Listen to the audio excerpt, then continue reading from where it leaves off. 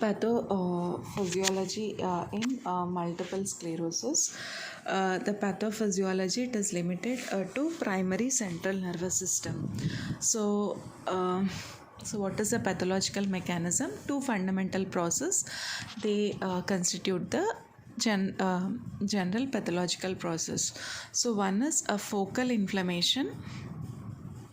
So this focal inflammation, this results in macroscopic plaques and injury to the blood-brain barrier. There will be injury to the blood-brain barrier and there is a focal inflammation. So this focal inflammation, so this is resulting in macroscopic plaques. And then inflammation is there, injury to blood-brain barrier is there. So this inflammation is causing macroscopic plaques. And then there is neurodegeneration. So neurodegeneration with microscopic injury. So this is involving different components of the central nervous system, including the axons, neurons and synapse. So there is a neurodegeneration with microscopic injury. It is involving the different components of the CNS, including axons, neurons and synapse. So these two primary processes result in macroscopic and microscopic injury.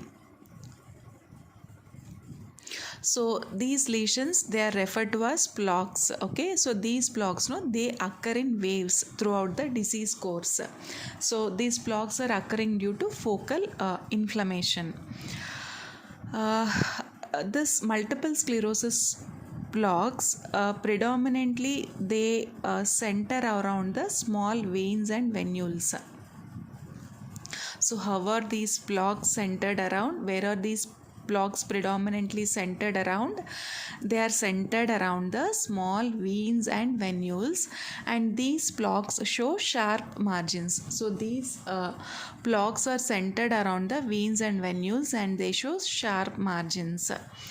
Myelin loss will be there, edema will be there, and axonal injury also will be there. So these are the chief components of the plaque pathology. So whenever there is a plaque, there will be a myelin loss, there is edema and axonal injury. Then what happens is blood-brain barrier disruption due to active plaque inflammation. So that corresponds to enhancement seen on MRI. Over time what happens is the inflammatory process subsides and this results in an astrocytic scar. Blood-brain barrier disruption during active plaque inflammation. So this leads to enhancement seen on MRI and the inflammatory process subsides. This results in an astrocytic scar. Microscopically, multiple sclerosis lesions, they show mononuclear infiltrate with perivenular cuffing and surrounding white matter infiltration. So microscopically, these multiple sclerosis lesions, they show mononuclear infiltrate with perivenular cuffing and there also will be the surrounding white matter infiltration. Perivenular cuffing will be there and also there will be a white matter infiltration. It shows mononuclear infiltrate. So the innate immunity, monocytes and macrophages represent the innate immunity. So they stimulate the T cell migration across the blood-brain barrier. So the overall result is an injury to the blood-brain barrier and entry of the systemic immune cells. And then activation of microglia, the main antigen presenting cells of the primary CNS, often precedes the cell entry. So before this cell entry, there also will be activation of microglia. So these microglia are nothing but the main antigen presenting cells of the primary central nervous system.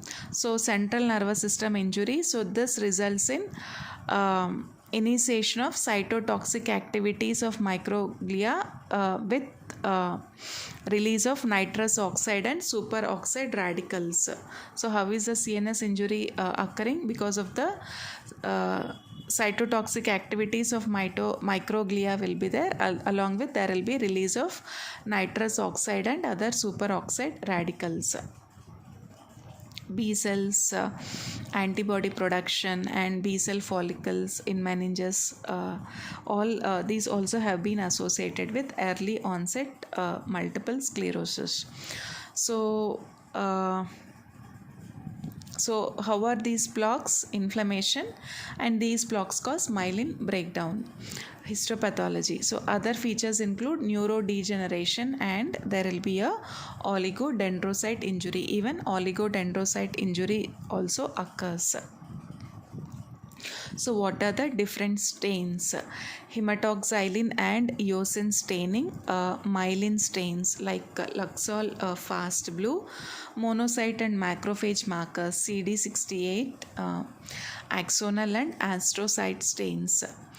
So multiple histological stains like hematoxylin and eosin staining, myelin stains like Luxol fast blue, monocyte and macrophage markers CD68, axonal and astrocyte stains. So the active plaques are characterized by, so in active plaques there will be a extensive macrophage infiltration. Active plaques, extensive macrophage infiltration will be there, and within those macrophages what will be there? Myelin debris will be there. And in late active plaques what will be there? Major myelin protein will be there.